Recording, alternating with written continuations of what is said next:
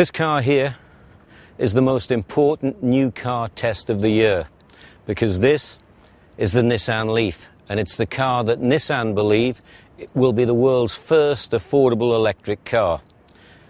The car they think can start the electric revolution.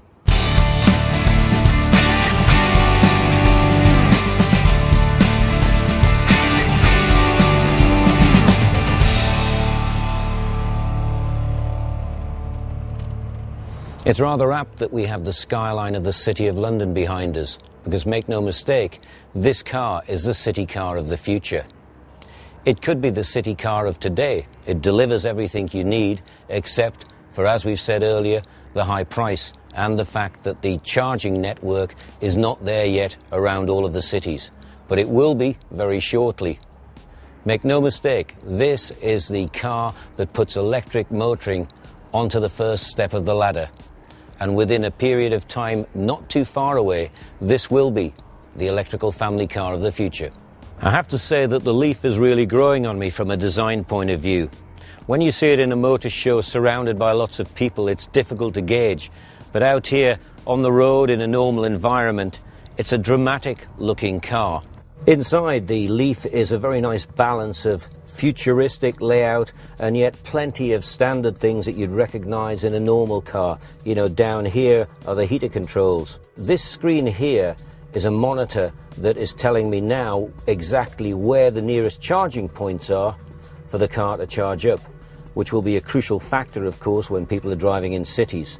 It's a really nice cabin inside here. It looks very smart. It looks quite upmarket, but it also looks like a normal family hatchback.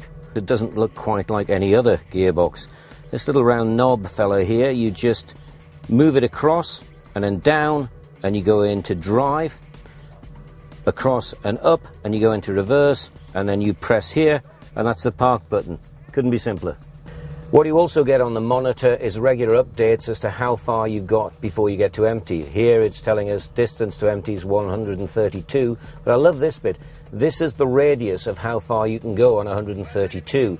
Then it goes on to tell you exactly where in that area the nearest recharging points are.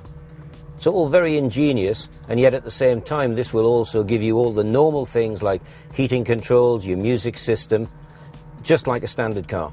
One of the usual problems with electric cars in the early days was the size of the batteries meant that the boot space was almost negligible. Technology's come on a long way. Now there's no compromise. In fact, this looks a massive boot. Very, very good family hatchback size boot. The rear seats as well, both flip over, so that you've got all of the versatility and practicality you'd expect in a normal family car. If you're wondering what it's like to charge it up, it's very simple. There's going to be lots of things like this out on the road shortly. It's called a fast charge, which will charge the car up to 80% of the full battery in about 15-20 minutes. Looks a bit sort of hyperactive, but you simply take this and you clock it in there.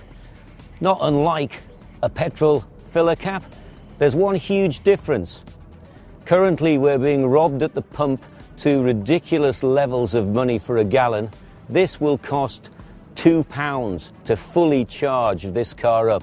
That works out at about 2p a mile. And that's it. We're now fully charged. So I merely stick the nozzle back in, click that back in there, that down there, and we're ready to go. I am convinced that this is a car that will make a significant difference. It is a car that's very much geared to the future, but it's actually ready for the roads now. I think Nissan deserve a great deal of credit for having the courage to back electric to the hilt. I hope their courage is rewarded with plenty of sales.